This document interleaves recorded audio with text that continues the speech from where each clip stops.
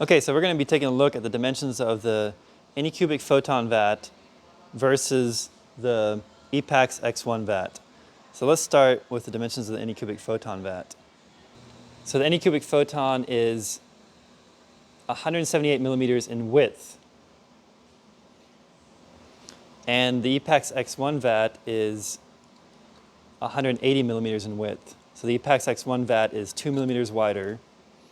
The Anycubic Photon is 120 millimeters in depth, and the Epax X1 vat is also 120 millimeters in depth. The Anycubic Photon vat is 30 millimeters in height, and the Epax X1 vat is also 30 millimeters in height. So the only difference in measurements between these two vats externally is the Epax X1 is 2 millimeters wider in the width here than the Anycubic Photon vat.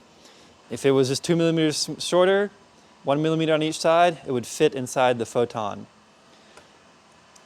Let's see the internal measurements. So internally, it's about 148 millimeters wide. I can't get exactly the bottom.